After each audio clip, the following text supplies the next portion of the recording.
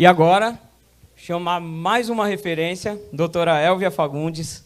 Ela é uma referência, ela é uma médica cirurgiã geral, intensivista, atua no Hospital Clériston Andrade e vai trazer mais um conteúdo muito rico para todos vocês. Eu gostaria que vocês também recebessem ela com uma salva de palmas.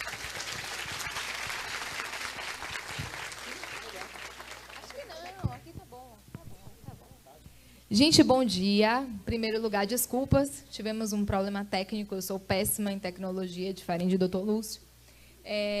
Meu nome é Elvia, sou médica, formada na Universidade Estadual de Feira de Santana, cirurgiã geral, formação na minha casa, Hospital Geral Clériston Andrade, onde resido até hoje e não pretendo deixar de residir.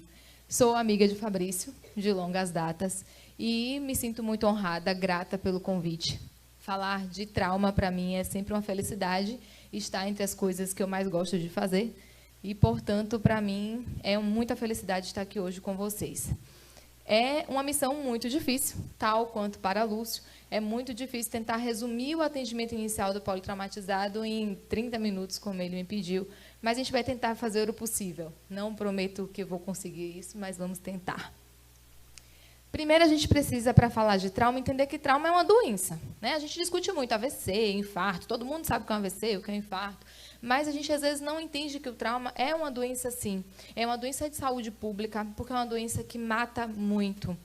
O trauma está entre uma das principais causas de morte, principalmente na faixa etária produtiva. Então, diferente do AVC, do infarto, que a gente discute tanto e que geralmente acometem pessoas com mais idade, o trauma, ele mata mais adulto jovem. O que é isso? Pai de família, é o jovem que acabou de formar, que está no ápice da sua vida produtiva, que acabou de ter um filhinho. Então, o impacto social, psicológico do trauma, ele é devastador, ele é muito absurdo. Então, a gente precisa, sim, discutir trauma, entendendo como uma doença. Esses dados são todos do ATLS, né, a última edição que tem traduzida para o português. E o que nos choca mais é que a expectativa nos próximos anos é que o índice de trauma continue a aumentar. Isso acontece justamente porque continuamos em desenvolvimento, né? Os países mais pobres têm se desenvolvido mais, as pessoas têm mais acesso a motocicleta, a carro, né? O aumento dos centros urbanos leva ao aumento também de violência. E quando a gente fala de trauma, engloba o trauma não intencional, que são os acidentes automobilísticos, e os traumas intencionais, a violência. E isso, infelizmente, ainda vai aumentar nos próximos anos. Quando a gente fala de trauma como doença, a gente precisa entender uma coisa também chamada distribuição trimodal das mortes. O que é isso? Eu não estou... aqui. Aí, pronto. Quando a gente fala de distribuição trimodal das mortes, o que isso quer dizer? Logo após um evento traumático, existem algumas pessoas que foram vítimas desse trauma que, infelizmente, vão morrer nos primeiros minutos. Então, essa morte, nós, profissionais de saúde, infelizmente, não podemos fazer nada. É aquele paciente que morre no local do acidente, né? Aquela pessoa que, infelizmente, não chega nem a ter um atendimento iniciado. E isso é um pico das mortes de trauma. O segundo pico, ela acontece horas depois do trauma. Esse é um dos momentos em que nós temos o maior impacto. Se a gente souber o que fazer, fizer da forma adequada desde o início, muito provavelmente a gente vai conseguir salvar uma boa parte das pessoas que estariam aí, né, nesse pico de mortes nas primeiras horas. E o terceiro pico de morte, ele acontece dias depois do trauma. São as consequências do trauma. É o paciente que precisou ficar entubado e aí ele faz uma pneumonia dias depois, porque a intubação aumenta o risco de pneumonia e, infelizmente, esse paciente pode morrer de um choque séptico. Então, a morte dele foi causada pelo trauma, porque se ele não tivesse tido trauma, ele não ia ter sido entubado, ele não ia ter pneumonia, mas é uma morte que acontece semanas depois e nosso atendimento em saúde também pode ajudar a prevenir, a evitar essas mortes. Esse é o tipo de morte, eu vou passar rápido para não chocar, é o tipo de morte que a gente não pode fazer nada, tá? Aquelas pessoas, elas morreram no local, nenhum tipo de socorrista, de profissional de saúde pode evitar. O que é que pode ser feito? Campanhas, né? Prevenção, para ter cuidado no trânsito, ter cuidado para evitar acidentes, é isso que pode ser feito em relação a esse primeiro pico de mortes. E aí, para todos os outros casos de trauma, a gente tem uma Bíblia, como o ACLS, que Lúcio falou muito há pouco, né, a Bíblia do Suporte Avançado de Vida Cardiovascular. Nós temos a nossa Bíblia do Trauma, que é o ATLS, só muda uma letrinha. É o Suporte de Vida Avançado no Trauma, tá? E o ATLS, ele também surgiu, né, dizem, a história romântica do ATLS é que um ortopedista sofreu um acidente e que foi numa região remota, uma região rural, e ele se chocou com a falta de assistência naquela região. Então, ele pensou, a gente podia começar algum tipo de treinamento para que todo mundo soubesse o que fazer. E daí ele começou a pensar no ATLS, foi reunindo grupos de pessoas. Hoje o ATLS, ele reúne entidades de todo o mundo, né? Geralmente sai uma publicação também a cada 4 anos, e isso é traduzido para todo mundo segue o ATLS para poder fazer o atendimento inicial do trauma, tá? E aí a gente precisa entender quem é o paciente que a gente atende no ATLS, né? Porque a gente está falando trauma, então a pessoa toma uma topada no pé, eu vou atender pelo ATLS? Não dá. A gente precisa entender quem é o politraumatizado. Aí tem um conceito que falam assim: politraumatizado é todo trauma que acomete 2 ou mais órgãos e sistemas. Tá bom. Quebrou um dedo da mão e um dedo do pé. É politrauma? Não é. A gente precisa entender quem é essa população, porque senão fica vasto demais. Trauma acontece o tempo todo. A gente está aqui conversando, com certeza, na rua, um monte de gente está sofrendo algum trauma agora. E nem todo mundo a gente vai atender pelo protocolo da ATLS. Então, quem são essas pessoas? Todas as lesões penetrantes de cabeça, pescoço, tronco, né? E tronco envolve tórax e abdômen, e a região proximal dos membros, essa região muito próxima dos ombros, e a região fêmur-proximal, tá? Coxa mais próxima.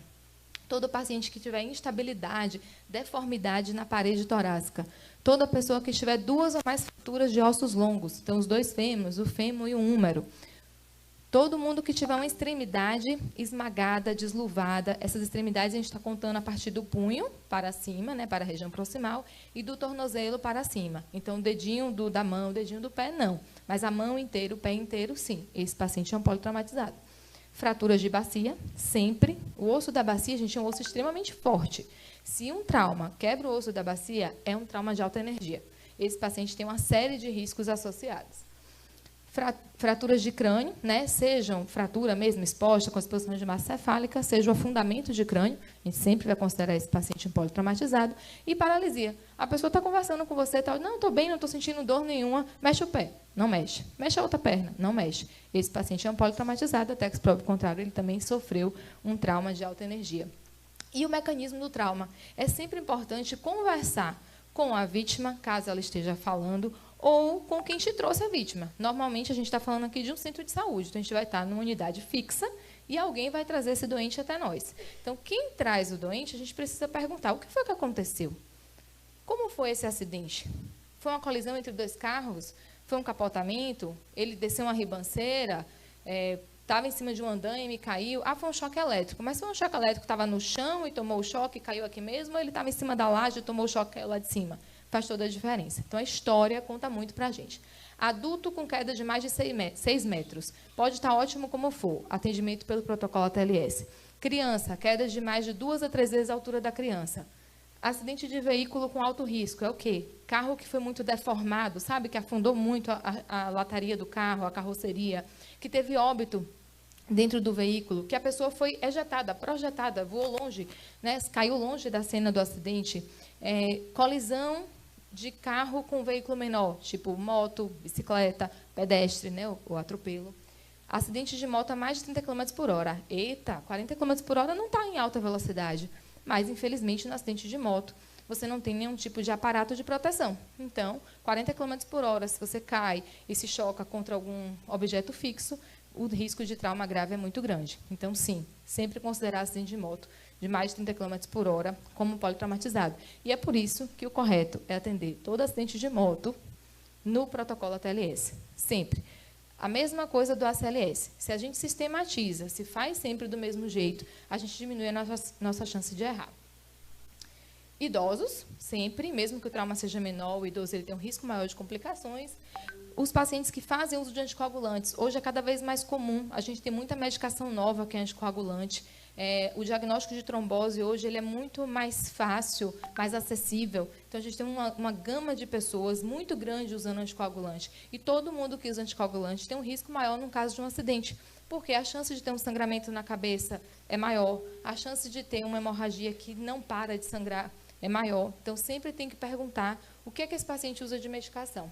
E gestante, né? Principalmente gestante acima de 20 semanas, porque a gestante acima de 20 semanas, ela tem uma condição que ela tem mais sangue circulante mesmo, uma hipervolemia, então ela vai demorar mais de ter algum sinal, caso ela tenha um sangramento oculto, e além disso a gente tem um desafio, toda gestante com mais de 20 semanas, o nosso desafio é tentar priorizar a mãe e o bebê. Com menos de 20 semanas, a prioridade é sempre a mãe, porque, infelizmente, um feto de menos de 20 semanas, se ele vier a ser expulso, é um abortamento, né? A gente não tem condições de manutenção desse feto. Enquanto acima de 20 semanas, a gente vai tentar manter o feto viável. E o que a TLS ele vem trazer para a gente? A gente precisa tentar identificar as lesões de forma rápida, tá? Então, da mesma forma que o Lúcio falou, não dá para perder tempo, fazer as coisas no slow motion, arrastando o pé. A gente precisa ser rápido. Rápido não é fazer as coisas de forma destrambelhada, fazer as coisas de forma assertiva. Então, tentar identificar rapidamente as lesões que matam mais rápido e identificou, tratou. Identificou, tratou. Esse é o princípio básico da TLS. E ele vem para ajudar a gente. Ele vem dizendo para a gente o que é que mata primeiro, para a gente poder conseguir fazer esse trabalho, né, esse atendimento de forma sistematizada e sequencial. Esse atendimento ele deve ser feito em equipe. Se eu estou sozinha, eu não vou conseguir ter a mesma qualidade de atendimento se eu estiver com minha equipe. Porque a gente faz um trabalho sequencial, mas não é sequencial, eu vou tratar uma coisa, aí daqui a 5 minutos eu faço... As coisas acontecem meio que ao mesmo tempo. Então, a gente só vai conseguir fazer isso tendo uma equipe. E uma equipe que sabe o que a gente está fazendo, que está treinada, que está alinhada. Eu costumo sempre dizer, tanto para o ACLS como para a TLS, que é uma dança. Como toda dança, tem uma coreografia. E para que a coreografia fique bonita, a gente precisa ensaiar. E é isso que a gente está fazendo aqui hoje. Falando, capacitando e também fazendo treinamentos práticos. Porque aí sim, a dança sai bastante bonita. E é exatamente isso que o ATLS pede. Você vê que ali tem várias pessoas atendendo o paciente ao mesmo tempo. Tem um que está aqui na via aérea, o outro está examinando, o outro está pegando acesso, o de lá está fazendo uma compressão numa lesão na perna. Então, isso é um trabalho em equipe. Está sendo tudo abordado ao mesmo tempo. Claro, dando prioridade ao que mata mais rápido. E o que é que mata mais rápido? O ATLS vem para ajudar a gente. Vamos lá para um casinho. Você é enfermeiro no pronto-socorro, um hospital pequeno, recebe um paciente, vítima de acidente automobilístico. Segundo dados do pré-hospitalar, houve uma colisão entre 2 veículos, depois houve um capotamento de um dos veículos. A vítima, que foi trazida ao seu hospital, foi encontrada a 6 metros do ponto do impacto. Ao abordar o paciente, você observa que ele tem um sangramento intenso no couro cabeludo, na coxa esquerda, tem deformidade nas 2 pernas, tem pelve instável, então a bacia desse paciente está instável, sua respiração é ruidosa, ele tem secreção na cavidade oral. Seus sinais vitais, a pressão é 80 por 40 milímetros de mercúrio, frequência respiratória de 32 incursões por minuto e frequência cardíaca de 146 batimentos por minuto. E aí, faz o que primeiro? É fácil? Se não tivesse o ATLS, era muito difícil. Cada um ia fazer uma coisa primeiro. Alguém ia primeiro parar o sangramento, porque Deus me livre ver sangue. Corre, comprime lá, aperta. Alguém ia achar melhor aspirar primeiro, porque a respiração está esquisita, está cheia de secreção na boca. Alguém ia falar, não, pega o acesso primeiro, porque a pressão está baixa, tem que fazer logo o soro. Então, é muito difícil, num paciente realmente politraumatizado grave, a gente saber o que fazer primeiro, caso a gente não tenha treinamento, a gente não trabalhe na sistematização do protocolo, e é por isso que o protocolo é fundamental. Então, o ATLS ele vem ajudar a gente a identificar qual paciente que é crítico, qual paciente que não é crítico. Quando esse paciente é crítico, identificar as lesões que podem matar primeiro e tratar primeiro essas lesões. Porque se eu passo para tratar uma coisa que não é prioridade e deixo para trás uma lesão que pode matar, eu vou perder essa vítima inevitavelmente, tá? A abordagem ela é sistemática, os passos são de forma rápida e eficiente, como a gente falou. Tem que ter rapidez? Tem. Não é pressa, não é correria, não é zoada. É fazer as coisas de forma sistemática. Não perder tempo. O foco é esse, é não perder tempo. Identificar os problemas, iniciar logo o tratamento e reavaliar sempre o paciente. E aí, o ATLS traz para a gente uma sigla que todo mundo conhece, o famoso ABCDE, né? Então, todo politraumatizado ele deve ser atendido, protocolo de trauma no ABCDE, onde o A, a gente avalia primeiro as vias aéreas e a coluna cervical. No B, a gente avalia a respiração desse paciente. No C, a circulação. No D, o estado neurológico do paciente. E no E, a gente faz a exposição completa da vítima, buscando lesões secundárias. O ATLS novo, ele incorporou uma coisa que era muito do PHTLS. O PHTLS, a gente não vai conversar muito aqui, mas é a Bíblia do trauma no pré-hospitalar. Então, o SAMU, a Via Bahia, né, todas as equipes de resgate, né, geralmente as equipes de resgate móvel, elas trabalham mais focadas no PHTLS. E o PHTLS, há muito tempo, ele trazia essa coisa do X, né, que é o sangramento. O sangramento é importante de você dar uma prioridade também na contenção. O último ATLS, a 10ª edição, ele incorporou esse X. Então, o sangramento exsanguinante, ele é uma prioridade também, mas que fique claro que é o sangramento exsanguinante. Então, é realmente uma suspeita de uma lesão arterial, aquele paciente que está com sangramento em jato. Aí sim, a gente precisa dar uma atenção logo de cara em tentar parar esse sangramento, seja com compressão ou com torniquete. É aceitável hoje o torniquete para as lesões desse tipo. Lembrando, para esse tipo de lesão. Então, a fratura exposta, eu vou primeiro tratar a fratura exposta? Não. A gente vai primeiro para o A. Mas, se for uma amputação traumática a nível de coxa, com a artéria femoral lá sangrando muito, a gente vai fazer um torniquete, aí a gente vai tratar o A. Certo? Então, para as lesões que estão com sangramento maciço, a gente bota o X aí na frente do A. Mas, de um modo geral, é ABCDE para todo mundo vítima de politrauma. E aí, se a gente lembra do ABCDE, a gente não vai errar, tá certo? Todo paciente que chegar, mas o paciente está bem, eu estou vendo que ele está bem, olha para isso como desceu ali da ambulância, não importa. ABCDE. O SAMU às vezes chega para a gente e faz assim, estava andando na cena, a gente só imobilizou porque é protocolo, mas ele estava andando na cena, não importa. Foi uma queda de moto, estava a 40, 50 km por hora, ABCDE. Sempre, sempre. E aí a gente não vai errar. A maioria das vezes o paciente não vai ter lesões graves, graças a Deus. Mas de vez em quando a gente vai identificar uma lesão que, se não fosse identificada, poderia ter um agravamento maior desse paciente. E como é que a gente começa a avaliação? Uma forma rápida, porque você pensa, poxa, ABCDE, passo a passo, será que não demora demais? Mas a gente tem uma forma bem rápida de, em 10 segundos, tipo avaliação da pulso e respiração, 10 segundinhos a gente consegue determinar se esse paciente é crítico ou não é crítico. Como é que a gente pode fazer isso? Conversa com o paciente. Seu João, o que foi que teve com o senhor? Minha filha, eu caí de moto, estou com muita dor na minha perna. Acabou. Seu João está falando, a via aérea está pérvia. Quem tem via aérea obstruída não fala.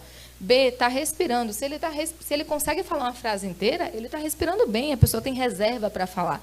Quando a gente está com muita falta de ar, a gente não consegue falar uma frase inteira. Né? Seu João tem perfusão, porque o cérebro da gente só funciona se estiver chegando lá sangue de forma adequada. Um paciente que está com hemorragia grave, chocado, ele não tem perfusão. Ele fica agitado, fica xingando, aí o povo faz, calma, moço, o moço não vai ficar calmo, porque ele está chocado, ele está grave. Então, seu João está ótimo. Ele respondeu tranquilamente a frase da gente. E nível de consciência, né? Um paciente que fala uma frase dessa, tem um TCE grave? Pode até ter, mas a princípio não é a nossa prioridade no atendimento. Pronto, em 10 segundos a gente respira, ufa. Seu João não está precisando entubar de imediato, não está precisando sair aspirando via aérea. Tem um monte de coisa aí que a gente já descarta de cara. E aí a gente passa para um ABCDE, ponto a ponto, realmente avaliando cada cenário, tá certo? No primeiro ponto, que é o A gente vai sempre avaliar via aérea e coluna cervical. E isso, gente, é uma coisa que todo mundo tem que saber mesmo. Por quê? Porque se a pessoa recebe um paciente vítima de trauma e não se preocupa com a estabilização da cervical ou se a via aérea está desobstruída, um paciente que estava bem, mas que tinha uma lesão lá que estava estabilizada, por um movimento errado da equipe, porque virou a cabeça para um lado e para o outro, porque não teve o cuidado de fazer essa avaliação inicial, pode evoluir para uma lesão grave. Então, é mandatório que todo mundo que faz atendimento a pessoas vítimas de trauma entenda que o primeiro passo é a gente fazer na avaliação no A, a avaliação da via aérea, então ver se esse paciente tem alguma obstrução na cavidade oral, se tem algum ruído, algum ronco sugerindo secreção na boca e proteger essa coluna cervical, tá? Manter essa coluna cervical alinhada. A gente não tem um colar cervical. Ok, com as duas mãos colocadas de forma adequada ao lado da cabeça, né, uma mão de cada lado, a gente consegue manter uma cervical estabilizada até que se afaste alguma lesão. Porque hoje, o ATLS ele entende que para a gente afastar uma lesão na cervical, a gente precisa, primeiro, conversar com o paciente. Se o paciente está consciente, orientado, não tem nada que me diga assim, poxa, eu não estou confiando no que ele está me dizendo, e ele não tem queixa nenhuma na cervical, a gente vai examinar essa coluna, e se ele não tiver sintoma nenhum, a gente já fica mais tranquilo. Então, a falta do colar não é uma justificativa para a gente não começar a avaliação pela cervical. E se tiver colar cervical, a gente inicialmente coloca o colar em todo mundo, e depois a gente vai tirar o colar, que a maioria das pessoas, graças a Deus, não tem lesão na coluna cervical. A gente sempre olha realmente a cavidade oral, cuidado para não esticar, né, o pescoço para trás. Essa é a forma de fazer imobilização com as duas mãos, tá? Então, as duas mãos ao lado da cabeça, região mais ou menos aqui da mandíbula, né? Esse encontro da mandíbula próximo à orelha, as duas mãos de forma firme. Pronto, esse paciente ele não vai conseguir virar o pescoço, não vai conseguir esticar se você estiver firmemente segurando ali. Isso resolve no atendimento inicial, tá certo? E lá atrás, a imobilização como deve ser. Colar cervical com protetor de cada lado, os tirantes, prancha rígida. Essa é a imobilização mais adequada no caso de um paciente vítima de politrauma. No B, a gente avalia a respiração. Como é que avalia a respiração? Olha para o doente, olha para o tórax, vê se ele enche de ar, levanta a camisa. A gente não pode avaliar um paciente de trauma sem despir o paciente. Não é tirar a roupa toda e deixar o indivíduo lá pelado, né? Exposição do paciente é algo que a gente precisa ter cuidado. Mas na hora do exame físico é necessário, sim, olhar. Tá? Então, você levanta a camisa, abre a camisa, rasga a camisa, o que tiver que ser feito para que possa ser avaliado de forma adequada o tórax desse paciente. Então, a gente vai olhar se o pulmão enche direito de ar, se tem algum ferimento, se tem alguma deformidade. A gente palpa nesse tórax para ver se tem alguma crepitação, né? Observa se tem algum ferimento importante. Isso, por exemplo, é um sinal de um trauma possivelmente grave em tórax. Aparentemente, um pneu passou por cima do tórax da pessoa. Então, isso é um sinal realmente de um trauma grave. Se não tirar a camisa, a gente vai ver isso? Dificilmente. Então, a gente precisa sempre expor o paciente. Um ferimento aberto no tórax. Ferimento aberto no tórax, existe um risco muito grave de algumas complicações. Então, principalmente, observar se faz barulhinho de que está saindo ar no tórax, se pede para o paciente tossir, caso ele esteja acordado, e observa se sai ar. Todo ferimento no tórax que sai ar, que tem movimento de ar, é um ferimento grave, é o chamado pneumotórax aberto. E aí a gente pode fazer uma coisa super simples, um curativo de 3 pontas. Pega aquele agaze, vem num pacotinho, né, de que um lado é papel, o outro lado é plástico. Aquele ladozinho plástico a gente coloca sobre o ferimento, fecha 3 lados e deixa um lado aberto. Pronto, salvou a vida do doente. E isso realmente é salvar a vida. Os ferimentos de tórax abertos, que sai ar, que há passagem de ar, eles causam um colapso respiratório muito grande. Então, a gente precisa realmente perceber esse ferimento e fazer esse tipo de curativo.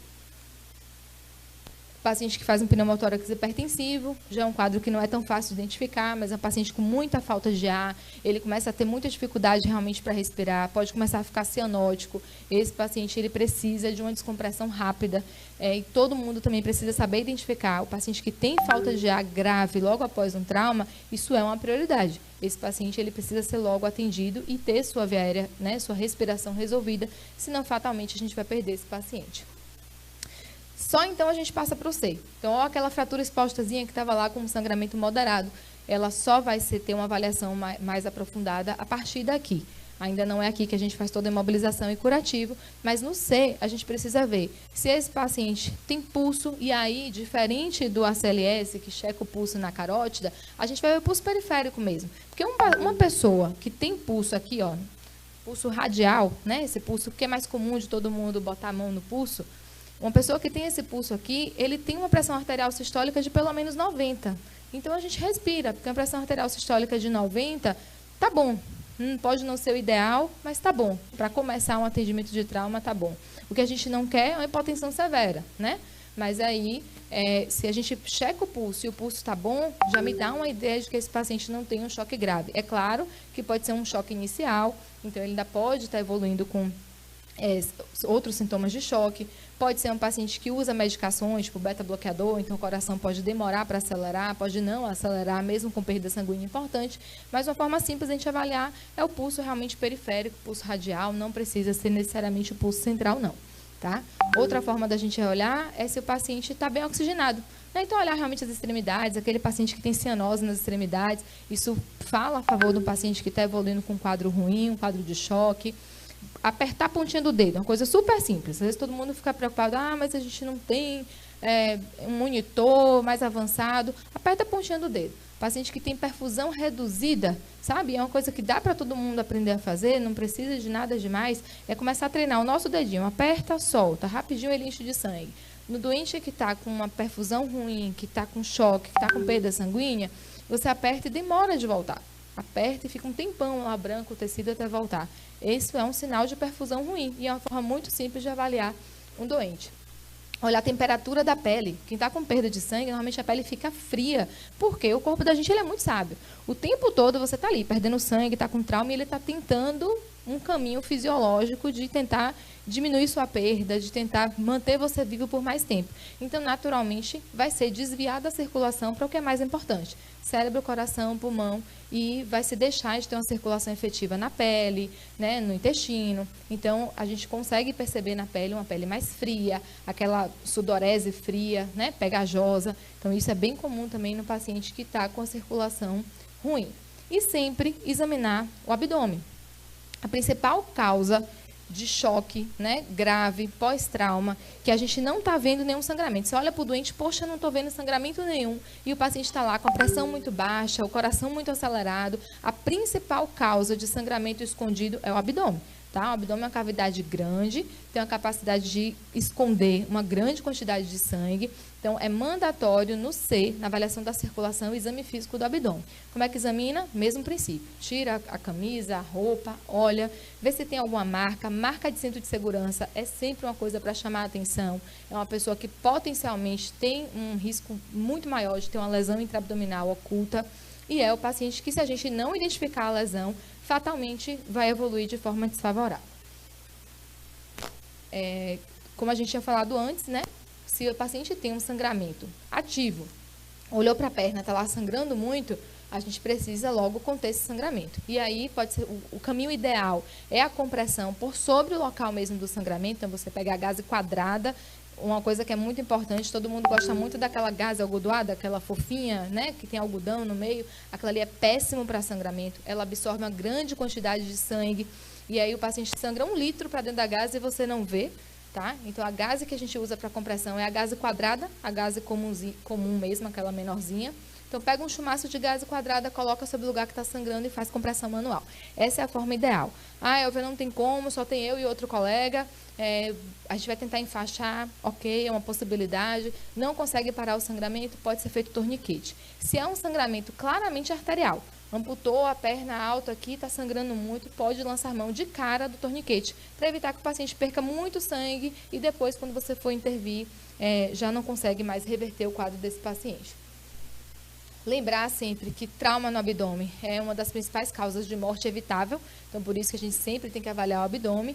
Lembrar também que a fratura de bacia, ela causa muito sangramento, é um sangramento também que a gente não vê. Então no C também é que a gente faz a avaliação da bacia. E como é que faz a avaliação da bacia? A gente palpa, tá? Primeira coisa a palpar é a sínfise púbica. Então tem que realmente abrir ali a calça do paciente, tocar na sínfise púbica e apertar. Se o seu dedo entra, 2 dedinhos assim, ó. Entrou, essa bacia está aberta, acabou, ninguém mexe mais nessa bacia. Não tem negócio de, ei, colega, vem ver, a bacia está aberta. Não pode. Bacia aberta sangra muito e mata.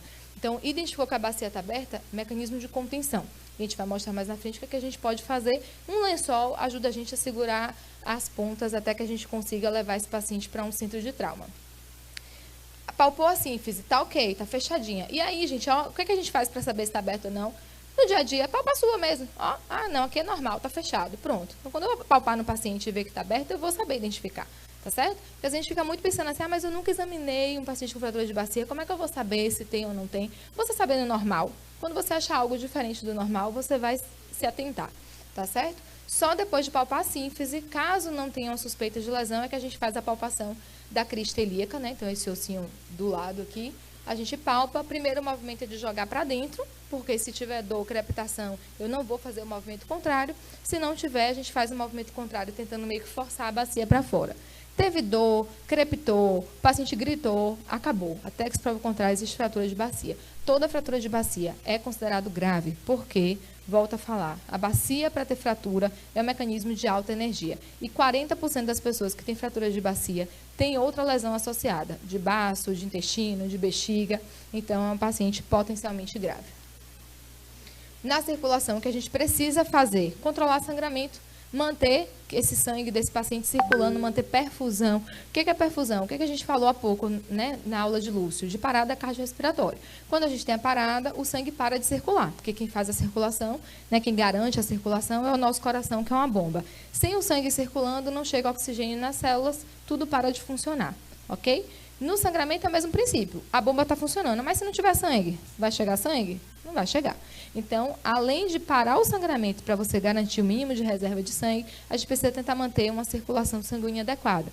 E aí a gente pode ajudar esse paciente ofertando oxigênio, tá? Porque o papel do sangue da gente é a hemoglobina, levar oxigênio para os tecidos. Então, se eu tenho pouca hemoglobina, eu posso dar um pouquinho mais de oxigênio para poder ajudar essa troca. A reposição volêmica, né? Sempre com soro cristalóide. Então, nunca usar soro glicosado no paciente politraumatizado. Ah, doutora, mas ele está alcoolizado. Aí tem que dar glicose, né, para melhorar. Nunca. Nunca é nunca. Paciente politraumatizado não ganha soro glicosado. Mas mediu a glicose, está 58. Glicose em bolos. Glicose é 25% ou 50% em bolos. Soro glicosado, nunca. O soro glicosado ele é hipotônico, ele é pobre em eletrólitos, e aí fatalmente vai sair muito líquido de dentro do vaso para os outros tecidos. E aí, em vez de estar repondo a volemia, eu estou encharcando esse paciente. Aí encharca o pulmão, vai piorar a respiração, aí faz edema no cérebro, piora o TCE. Então, politrauma, proibido usar soro glicosado. Se for um lugar que tem uma salinha de trauma, nem bota soro glicosado lá dentro. Certo? Mentira, tem que ter por causa da noradrenalina, mas única e exclusivamente para isso, ok? Nunca usar soro glicosado. E sempre prevenção de hipotermia. Paciente que tem sangramento, ele não pode ficar gelado.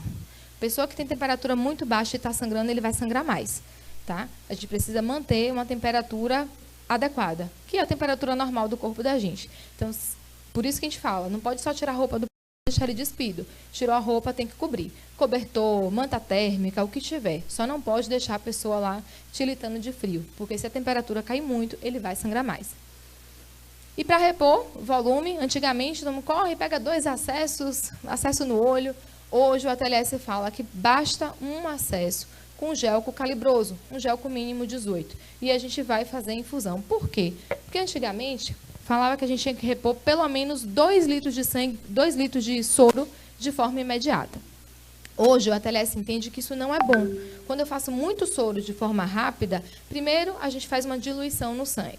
Segundo, você aumenta a pressão de forma rápida, e aí, se tem algum vasinho sangrando e eu aumento a pressão, sangra mais. Então, por isso que a gente fala, com a pressão sistólica de 90 está bom demais, e uma reposição de soro inicial de 1.000 ml, 2 frasquinhos de 500, está excelente. Mas assim, ó, gente, o ATLS ele é maravilhoso, porque ele fala pra gente como as coisas devem ser num cenário ideal. Mas a gente não trabalha em cenário ideal, nenhum de nós. Ah, eu trabalho no clérigo, hospital, de trauma, eu não trabalho no cenário ideal. Muitos pacientes que chegam pra gente, eles já passaram e muito da primeira hora do trauma. E esses 1.000 ml de soro, a gente está considerando a primeira hora após o trauma. Tem um paciente que teve um acidente agora, chegou para você 20 minutos depois, 30 minutos depois. Esse paciente ganhou 1 litro de soro. Ok, fez 1 litro de soro, ele respondeu, ficou bem. O tempo está passando, a gente precisa manter a hidratação desse paciente. A gente precisa manter ele com a circulação adequada. Se eu fizer só aquele 1.000 inicial e esperar a regulação sair, para daqui a 4 horas transferir o paciente para algum lugar e eu não fiz mais nada nesse tempo, fatalmente esse paciente vai complicar. A gente precisa manter a perfusão. Esse 1.000 ml é de forma imediata, logo que o paciente chega para a gente.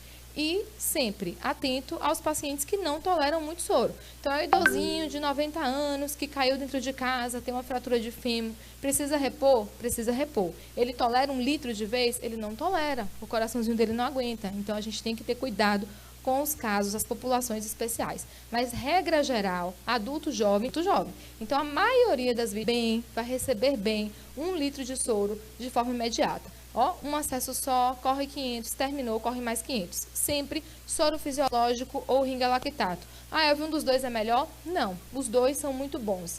Apenas nos pacientes de TCE grave, a gente prioriza o soro fisiológico, tá? Por quê? Porque o sódio para esse paciente ele é bom. Mas nos outros todos, tanto faz. Soro fisiológico ou ringa. Então, nada de, mas não tinha ringa, a gente não fez porque não tinha ringa. Faz com soro fisiológico e tá tudo bem, tá certo? Se possível, exame. HB, HT, beta, sempre para mulher que está em idade reprodutiva, tá? Então, a gente já falou, colocar soro. Idealmente, o soro é aquecido, gente. Aquilo que a gente conversou, o paciente não pode ficar gelado. Mas esse é o cenário ideal. Eu trabalho com soro aquecido? Não, a gente não tem acessível soro aquecido. A gente faz o soro em temperatura ambiente. Mas o ideal seria a solução aquecida, 1 litro de cristalóide. O paciente não respondeu, continua sangrando muito. Transamin. Antigamente, aí eu vou falar porque eu já falei muito mal do Transamin, Até o ATLS nona edição, não existia Transamin, tá? Então, todo mundo chamava, eu fiz Transamin. Pelo amor de Deus, viu isso aonde? Está escrito isso em lugar nenhum. Pois, depois de um litro de soro, vai precisar de transfusão sanguínea, tá certo? Aquele PTM ali é protocolo de transfusão.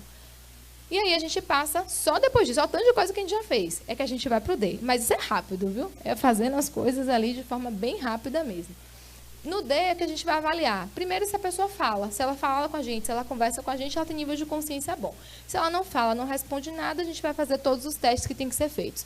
Pedir para apertar a mão, né? Ver se ela aperta. Se ela não aperta, faz um estímulo que não é mais um estímulo de dor, né? Uma pressão, pode ser uma pressão no tórax, uma pressão, e ver se esse paciente reage ao estímulo que a gente fez. Uma pessoa que não reage a nada, que não responde nada, que não abre nenhum olho, é o pior coma que pode existir, que é o famoso Glasgow 3. Então, a escala de Glasgow é uma coisa que todo profissional de saúde tem que saber, porque ela é universal. No novo ATLS, ele até tentou mudar a escala de Glasgow para um Glasgow modificado, que soma a pupila. Sinceramente, isso não vai pegar, porque é um negócio que está universal, que todo mundo sabe o que é Glasgow, que sabe que o menor Glasgow é 3, que o maior Glasgow é 15. E quando você consegue, num mundo como o nosso, de tantos bilhões de pessoas, ter algo que é universal, que em todo lugar se fala a mesma língua, né? Às vezes não vale a pena tentar modificar, porque está muito claro para todo mundo que quando eu falo Glasgow 3, todo mundo se choca. Meu Deus, Glasgow 3 é muito ruim. E se está Glasgow 15, está ótimo, é a pessoa normal. Então, isso é uma linguagem universal e acredito que não deve deixar de ser utilizada para o trauma, tá certo? Olhar sempre o paciente, né? Então, esses hematomas aí, hematoma perto dos olhos, hematoma perto do ouvido, são sempre sinais que podem ser sinais de TCE grave. Não quer dizer que sempre é, mas sempre tem que chamar a nossa atenção, porque pode ser um quadro de TCE grave. A escala de Glasgow, como eu falei, todo mundo tem que dominar. Assim, acho que o foco da gente aqui hoje não é ficar decorando as escalas, mas é importante saber o que é. Então, é uma escala que avalia toda a responsividade do paciente, desde abrir os olhos, até falar, até obedecer, né, movimentar os membros. E o melhor ponto é 15, que somos nós aqui nesse momento. E a menor pontuação é 3, que é o pior tipo de coma que pode existir, que é o coma totalmente arreflexo e arresponsivo, tá? E as pupilas. Pupilas a gente sempre olha um lado e o outro. O que a gente quer ver? Se as duas estão iguaizinhas, tá? Duas pupilas iguais, de um tamanho normal. E qual é o tamanho normal? É, você olha no espelho. O tamanho normal é aquele ali que você vê no espelho todo dia. Tá grandona demais, tá pequenininha demais, tá errado. Uma tá de um jeito, outra tá do outro jeito, tá errado também. Paciente idoso, um monte de gente já fez catarata na vida. Às vezes, ele tem realmente uma alteração local no olho. Paciência, você vai registrar que a pupila está diferente.